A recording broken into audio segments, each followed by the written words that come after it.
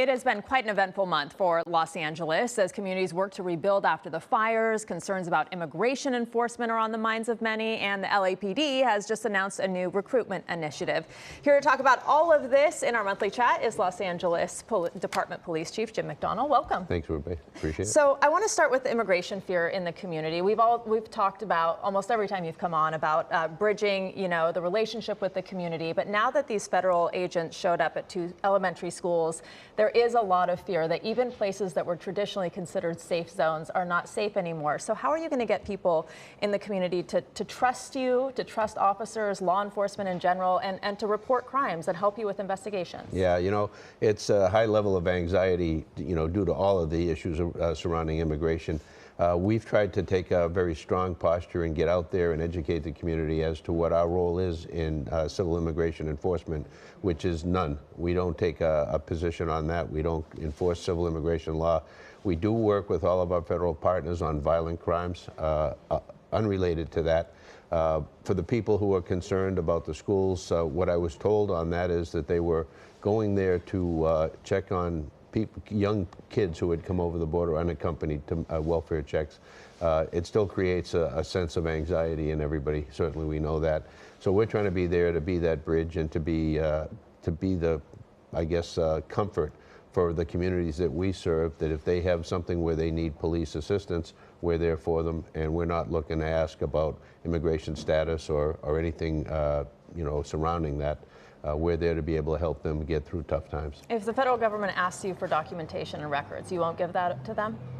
No, they don't. They know where we stand. We work with them on so many other things, counterterrorism and other things. They know where we stand in California with the Trust Act and the California Values Act, and they know where the line is. I mean, in terms of policing, it's really important for you to have those community relationships. Absolutely, yeah.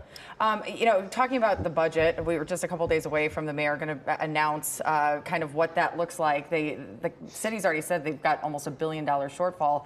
Have you been given a heads up? What does it look like for your department? You have plenty of needs. Yeah, we do. When you look at the mayor's been very supportive of public safety, but she has a $1 billion deficit that she's got to deal with. We are the largest part of the LA City budget, and 94% of our budget is personnel costs. And so when you look at how that plays out, while we may be given assistance as to how much of an impact we're going to have, there will be an impact on every department within the city, and we all have to play a role in that. As best we can, we're going to manage with what we have, and we're going to fight to keep the resources we need to be able to provide the level of safety that the city residents deserve. Well, as part of that, the department just launched a new recruitment campaign this week. Let's take a little look at that. To be unrivaled means being the best of the best of the best. We hold ourselves to a higher standard, one most people will never even witness. We set the table for what it takes to be the most highly regarded law enforcement agency in the world. Surrounded by like-minded souls, we learn together, grow together, protect together. Hollywood movie. What production value. I want to talk to your production guy.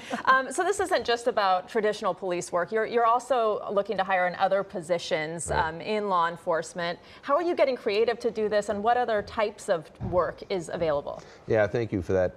Right now, this is focused on our sworn members of the department, which we're able to hire right now. Unfortunately, our professional staff, for the most part, are on hold for hiring due to the budget. But what we tried to show in this video is that there's 250 different jobs within the department. So whatever your interests are, there's probably something that you could do well and that you would serve our communities in a very positive way. But it also shows that you need courage, you need integrity, and you need compassion. And there's a lot of different parts to this job. So people say, what are you looking for? We're looking for the full package. And it is challenging, but once you get on, you look back, and I've been doing it 44 years, and looking back, there's nothing I would rather do.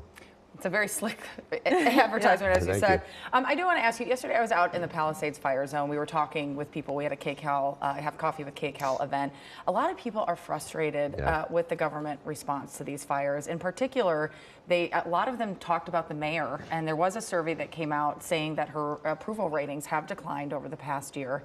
In your perspective, how do you assess the city's coordination efforts, and do you think things could have been done differently?